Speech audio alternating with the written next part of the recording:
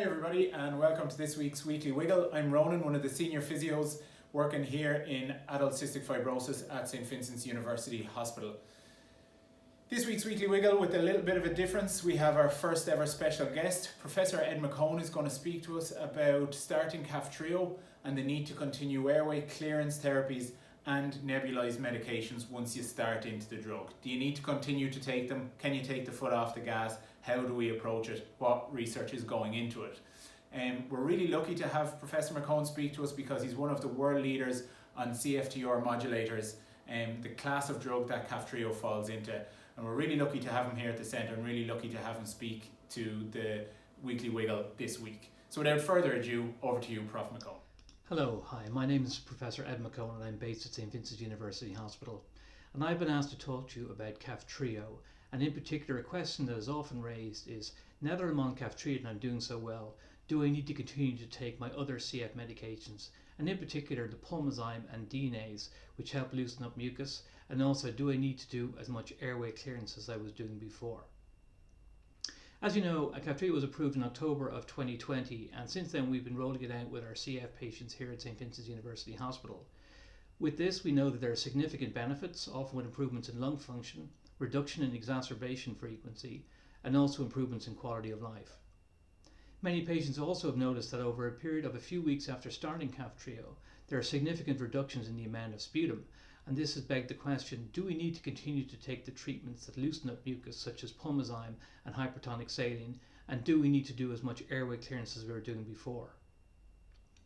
Now, it's worth noting that in the clinical trials where patients received Kaftrio and we saw such great benefits, all patients continued their airway clearance and their treatments such as hypertonic saline and pulmozyme throughout the study, and these benefits were all seen in addition to taking those routinely prescribed treatments for CF. Now, we do know that some people are doing remarkably well and aren't producing very much sputum, and this has begged the question, can we withdraw these treatments?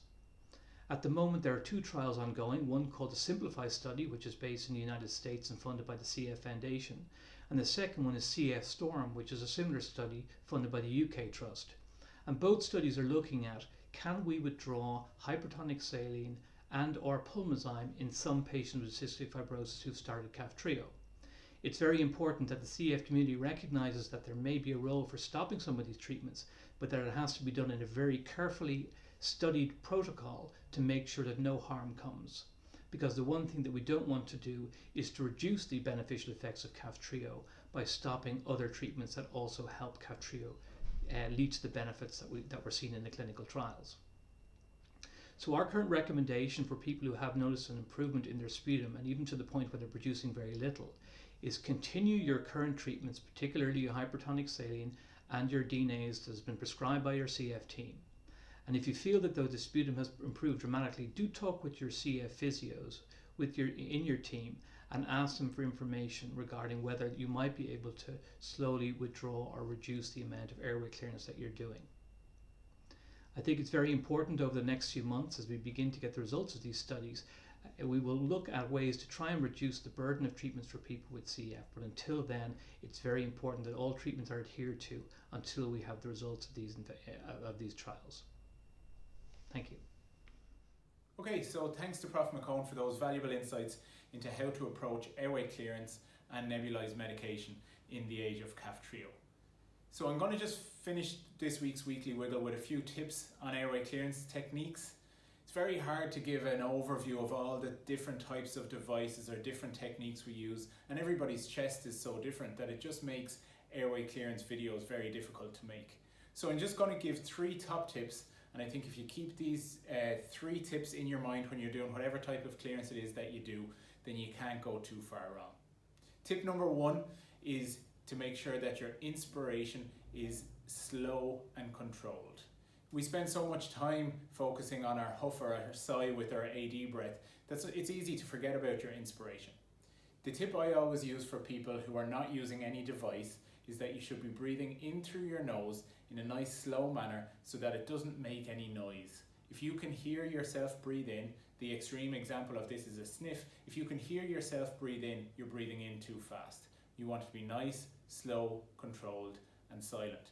If you've got a BiPAP mask to your face or a PEP mask or any sort of device, of course it's going to make a little bit of noise. But the principle of a slow, quiet breath is what you want to remember for your inspiration.